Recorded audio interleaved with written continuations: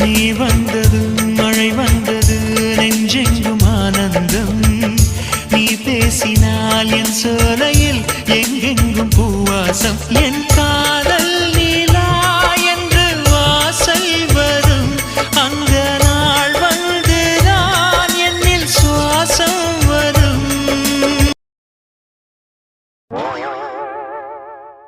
Hello, என்ன பண்றீங்க? இது உங்களுக்கே அழகா இருக்கா? ஓமே, என் கண்ணுக்கு நீங்க ரொம்ப ரொம்ப அழகா தான் தெரியுறீங்க. அச்சோ, நீங்க கோவப்படுறதும் ஒரு தனி அழகுதான் ஏ அம்முக்குட்டி. ஐயோ, நான் அதை கேட்கல. கோயிலுக்கு வந்து என்ன கையை பிடிச்சு எடுத்துட்டு வந்து இப்படி பண்றீங்களே, இது உங்களுக்கு நல்லாவா இருக்கு? இந்த விஷயம் என் அண்ணனுக்கு மட்டும் தெரிஞ்சது உன்னோட கையை கால முடிச்சு உன்னை மூளையில உட்கார வச்சிருவான். மரியாதையை என்ன விடுங்க சொல்லிட்டேனா? அம்முக்குட்டி, நாங்களும் ஆம்பளை தான். உன் அண்ணன் என் மேல கை வச்சா நான் சும்மா விட்டுருவேனா? இங்க பாருங்க, தேவையில்லாம பேசாதீங்க. இப்ப என்ன நீ விட போறியா இல்லையா? உன்கிட்ட நான் ஒரே ஒரு கேள்வி கேட்கறேன், அதுக்கு மட்டும் பதில் சொல்லிட்டேன்னா உன்னை விட்டுருவேன். உனக்கு என்ன பிடிச்சிருக்கா இல்லையா? இங்க பாருங்க, எனக்கு பிடிக்குதோ பிடிக்கலையோ அது ரெண்டாவது விஷயம். என் அண்ணன் சொன்ன கண்டிஷனுக்கு உங்களுக்கு ஓகேனா மட்டும் நான் உங்களை கல்யாணம் பண்ணிக்கிறேன். என்ன வீட்டோட மாப்பிளையா இருக்கிறீங்களா?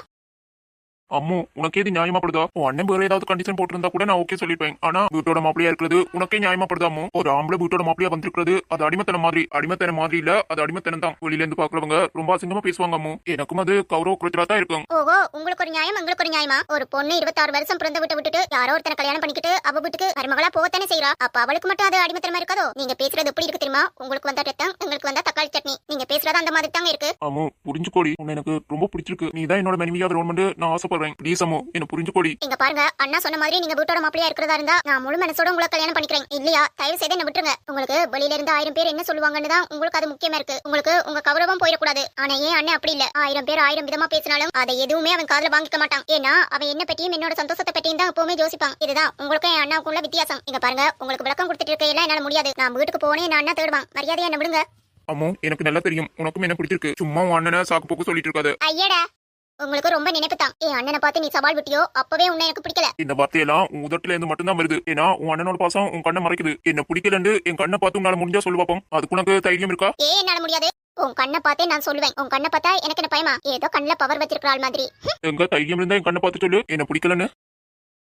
பெண் இல்லாத ஊரிலே அடியான் பூ கேட்பதில்லை. பெண் இல்லாத ஊரிலே கொடிதான் பூ பூப்பதில்லை. உன் புடவை முந்தாணி சாய்ந்ததில் இந்த பூமி பூ பூத்தது.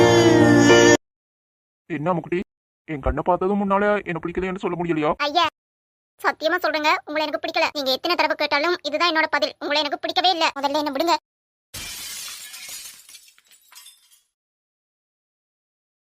இங்க பாரு, நீ சொன்ன மாதிரியே நான் சொல்லிட்டேன்.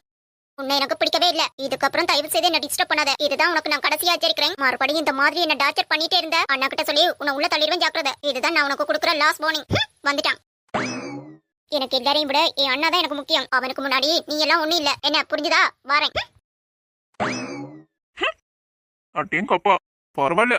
என்னையவே மிரட்டி பாக்குற என்ன பொண்டாட்டி. நீ மிரட்டுறது எப்படி இருக்கு தெரியுமா? என்ன செல்லமா கொஞ்சம் மாதிரி இருக்கு. குழந்தை பிள்ளைகள் சாப்பிடாட்டி அம்மா மாதிரி மிரட்டுவாங்க. அதுவும் அதுக்கு தான் இருக்கு. அம்முக்குட்டியே அம்முக்குட்டி, இன்னைக்கு வேணா உன் வாயில இருந்து அண்ணா அண்ணாண்டு வரலாம். ஆனா கண்டிப்பா ஒரு நாள் அதே வாயால என்ன புருஷன் சொல்ல வைக்கிறேன். உன் அண்ணன் கிட்ட இருந்து உன்னை பிரிக்கணும் பண்றதெல்லாம் என்னோட நோக்கம் இல்ல அம்முக்குட்டி. ஆனா நீ எனக்கு என் பொண்டாட்டியா வேணும். அதுக்காக இந்த ஆதவன் என்ன வேணாலும் பண்ணுவேன். உனக்காகவும் அண்ணனையும் எதிர்க்க இந்த ஆதவன் தயாரா தான் இருக்கேன். பார்க்கலாம். உன் மனசுல நான் இடம் பிடிக்கிற வரைக்கும் இந்த டாக்டர் எல்லாம் தொடர்ந்து பண்ணிட்டே இருப்பேன். எனக்கு நம்பிக்கை இருக்கு. உன்னோட அண்ணன் அளவுக்கு உன் மனசுல நான் இடம் பிடிப்பேனா இல்லையான்னு தெரியாது. ஆனா எனக்கான இடத்த உன் மனசுல நான் இடம் பிடிப்பேன். லவ் யூ பொண்டாட்டி.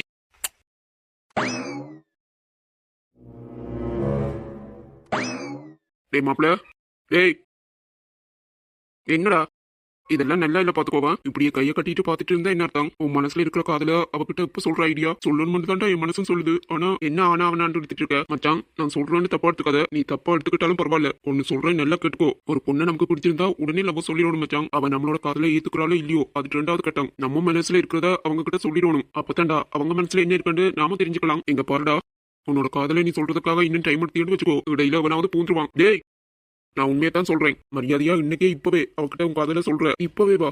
இது காலேஜ்டா மச்சான். இங்க ப்ரொபோஸ் பண்றதெல்லாம் ரொம்ப தப்புடா. முழங்கிடும். நீ என்ன அவளுக்கு ரோஸ் கொடுத்து ப்ரொபோஸ் பண்ண போறியா? முதல்ல உன் மனசுல என்ன இருக்கா அவகிட்ட சொல்லுடா. நீங்க பாரு, இப்ப ஜாலினியா லைப்ரரிக்குள்ள நான் அனுப்பி வைக்கிறேன். உன் மனசுல இருக்கிறதா ஓப்பனா அவகிட்ட சொல்லு. அதை விட்டுட்டு லைப்ரரிக்குள்ள போய் படிக்கிறத பற்றி ஏதாவது பேசிட்டு இருந்தா மமனே என் கையால நானே உன்னை கொண்டு வந்தா. நீ முதல் போடா. அவகிட்ட பேசி அவளை அனுப்பி வைக்கிறேன். டேய் மச்சான், எனக்கு என்னமோ பயமா இருக்குடா. ஐய, இதுக்கெல்லாம் நீ சரிப்பட்டு வர மாட்ட போல மச்சான். காலத்துல எத்தனையோ பேரை சமாளிக்கிற, ஒரு பொண்ணுகிட்ட உனக்கு லவ் சொல்றதுக்கு தைரியம் இல்லையா? டேய் அவனுங்களும் இவளும் முன்னாடா, அது ஃபைட் மச்சான், இது லவ் மண்ணு. ஒழுங்கா போடா, நான் அவளை அனுப்பி வைக்கிறேன். சரிடா.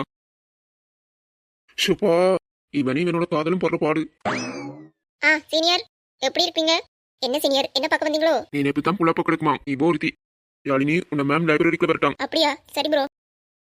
இருடி, நானும் வரேன். அடியே, அவளை மட்டும்தான் மியூசிக் மேம் கூப்பிட்டா, நீ எதுக்கு போற? அவ தனியா போறாள், அவ கூட நானும் போவேன். அடியே வெள்ள பண்ணி, உன்னை கொன்றுவேன் பாத்துக்கோ. நான் ஒரு பிளான் போட்டா அதை நீ சொதப்பி விட்டுருவ போல. அடியே வெள்ள பண்ணி, அங்க பாருடி. ஓ, இதுதான் விஷயமா? நான் வரலடி, நீயே போயிட்டு வா. சரி. ஏன் சீனியர், உங்களுக்கு வெக்கமாவே இல்லையா? நான் என்ன ரெஸ்ட் போடாமல இருக்கேன். ஜிஜி, அது இல்ல, உங்க ஃப்ரெண்டுக்கு மாமா வேலை பாக்குறீங்களே, அதான் வெக்கமே இல்லையான்னு கேக்குறேன். இதுல நான் இதுக்கு வைக்கப்படணும்? உண்மையான காதலர்களை சேர்த்து வைக்கிறதுல என்ன தப்பு இருக்கு? உண்மையான காதலுன்னா உசுரையும் கொடுப்பா இந்த சர்வனை. ஆஹா, அப்ப எந்த காதலையும் சேர்த்து வைங்க சீனியர். ஓ, உனக்கு வர லவ் இருக்கோ? யாரடி அந்த அப்ராணி? அது நீங்க தான் சீனியர். எது? உங்க ஃப்ரெண்டு காதல்ல விழுந்ததுக்கு ஹெல்ப் பண்றீங்க. நீங்க எப்ப காதலிக்க போறீங்க? என் மனசுல காதல் எப்போ வருதோ அப்போ காதலிப்பேன். யாரு? நான் என்னடி ஒரு ஆம்பளையவா காதலிக்க முடியும்? ஒரு பொண்ணை தான். அதான் சீனியர், எந்த பொண்ணு? பொடி பைத்தியம், உன்னோட பேசிட்டு இருந்தா எனக்கே பைத்தியம் பிடிச்சிடும். ஒழுங்கு மரியாதையா எழுதிட்டு கிளாஸுக்கு போடி. வெள்ள பண்ணி. போயா கர்வாயா. இரு எப்படி கவுக்குறதுன்னு யோசிக்கிறேன். கர்வாயா கர்வாயா.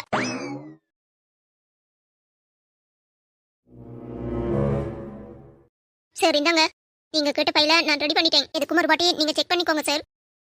நிலா, நீ என்னோட பர்சனல் செக்யூரிட்டி மட்டும் இல்ல, இந்த கம்பெனில நீயும் ஒரு பார்ட்னரா இருக்க. நீ என்ன கிஷோரண்டே கூப்பிடலாம், அதுல எந்த தப்பும் இல்ல. நிலா, ஐயோ சார், அது மரியாதையா இருக்காது.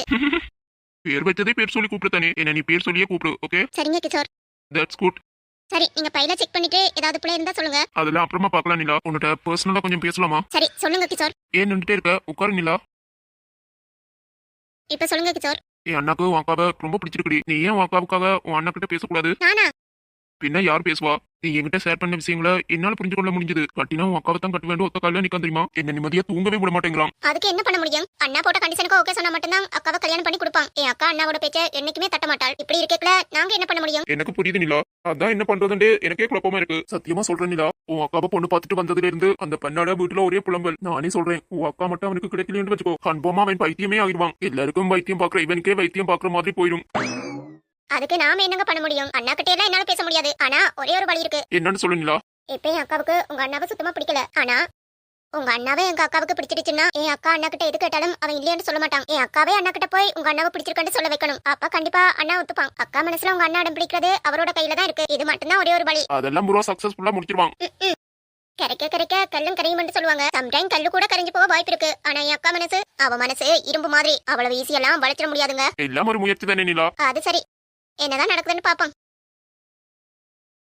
என்னை தாளாட்ட வருவாளோ, நெஞ்சில் பூமஞ்சம் தருவாளோ, தங்கத்தேராட்டம் வருவாளோ, இல்லையே மாற்றம் தருவாளோ, தத்தளிக்கும் மனமேதத்தை வருவாளா, முட்டு இதழ் முத்தம் ஒன்று தருவாளா.